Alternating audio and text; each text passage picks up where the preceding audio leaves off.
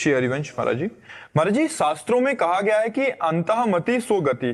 कृपया महाराज जी ये स्पष्ट करने की कृपा करें कि अंतःमति का वास्तविक निर्णय किस आधार पर होता है। क्या वह केवल मृत्यु के अंतिम क्षण के तत्काल चित्त विचार से तय होती है या फिर जीवन भर की साधना, नाम जप और अंतःकरण में बने संस्कारों से? सही बात तो पूछो तो जीवन भर की साधना का जो परिणाम है वो फाइनल अंत में मिलता है।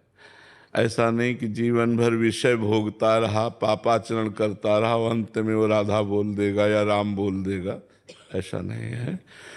हाँ, ऐसा है कि अचानक कृपा भगवान की हो जाए, वो पापी रहा है जैसे अजामिल, और उसको अपने पुत्र के बहाने निकला नारायण और शरीर छूटने का समय था, भगवत पार्षद आ गए, यमदूतों को तिरस्कृत करके उसे भगवत धाम की यात्रा की अजामिल ने।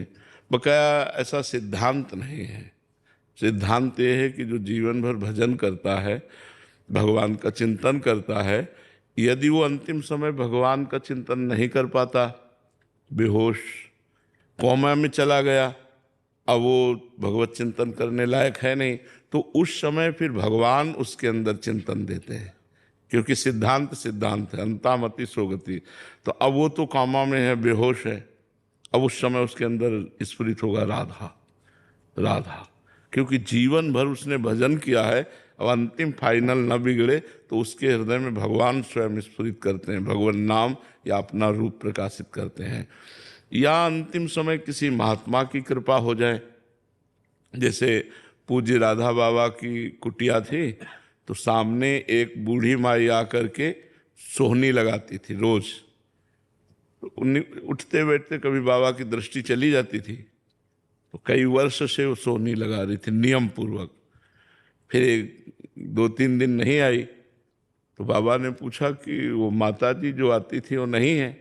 ऐसा ना समझे कि संतों की दृष्टि नहीं रहती, बाबा कभी बोले नहीं, कुछ कहा नहीं, लेकिन दृष्टि में तो बोले माता जी ने, बोले महाराज वो तो बहुत बीमार 2-3 दिन से थी, हमें लगता है उनका शरीर पूरा हो जाएगा। बोले अरे शरीर पूरा हो जाएगा, चलो हमें ले चलो, कहाँ है माता जी? और ले गए तो वो पड़ी ही थी बेहोश स्थिति में। ऐसे जाकर माथे पे हाथ रखा और कहा माता जी कुछ दिखाई दे रहा है? बोले हाँ, राधा माधव खड़े हुए हैं, मुस्कुरा रहे हैं और कह रहे हैं चलो हमारे साथ। बाबा उठे और चल दिए और माता जी का शरीर पूरा हो गया।